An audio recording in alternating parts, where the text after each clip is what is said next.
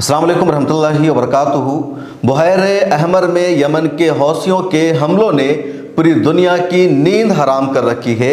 America परेशान है, Israel लगातार परेशान है, इंग्लैंड परेशान है और अब दुनिया की कई बड़ी बड़ी कंपनियों ने अपनी शिपिंग सर्विसेज को बहरे अहमर में बंद कर दिया है।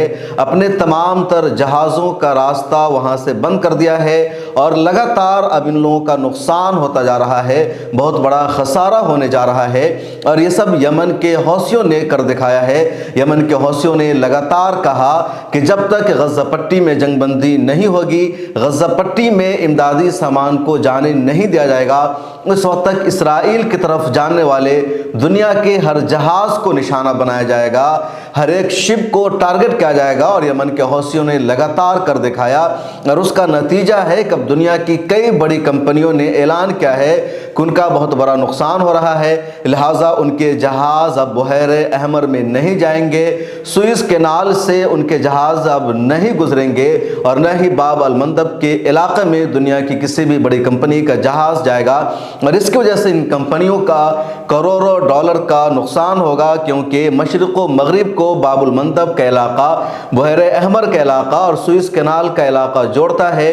इसके अलावा जो रास्ते हैं बहुत तवील रास्ते हैं, अफ्रीका से होकर गुजरना पड़ता है, लाखों का खर्च आ जाता है। जबकि सुइस कैनाल का जो रास्ता है और बाब अल मंदब का जो इलाका है, इसकी वजह से मशरिक़ी इलाकों से या अरब के इलाकों से आसानी के साथ यूरोप तक सामानों की तरसील हो जाती है, यूरोप तक सामान पहुंच जाते हैं। जहाज़ों का रास्ता बहुत कम वक्त में तय हो जाता है, लेकिन अब यहाँ से जहाज़ों के गुजरने पर एक तरह से पाबंदी लग गई है। और ये सब हुआ है यमन के हौसियों की वजह से। यमन के हौसियों की ये कामयाबी है, ये कामरानी है। और जिन जिन कंपनियों ने अभी तक अपनी सर्विसेज को, अपने शिपिंग को, अपने जहाज़ों को बंद करने का ऐलान किया है, उसमें सबसे बड़ा नाम है MSC कंपनी का। MSC कंपनी स्विट्ज़रलैंड की है और ये दुनिया की सबसे बड़ी शिपिंग कंपनी मानी जाती है। सबसे बड़ा कार्गो सिस्टम है इस कंपनी के पास, जो ऑयल की सप्लाई करता है या दूसरे सामान को पहुंचाने के लिए इस कंपनी के जहाज़ काम आते हैं। इस कंपनी ने कहा है कि बहरे अहमर में अब उसका कोई भी जहाज़ नहीं जाएगा, कोई भी जहाज़ नहीं गुजरेगा। कंपनी ने फैसला किया है हौसियों के हमलों से बचने के लिए। दुनिया की एक और बड़ी कंपनी है जिसको फ्रांस ग्रुप कंट्रोल करता है और वो है CMA कंपनी ने भी अपने जहाज़ों पर पाबंदी लगा दी है, अपनी सर्विसेज को बहरे अहमर में रोक दिया और कहा बाब अल मंदब के इलाकों से फ्रांस ग्रुप की CMA कंपनी का कोई भी जहाज़ नहीं गुजरेगा।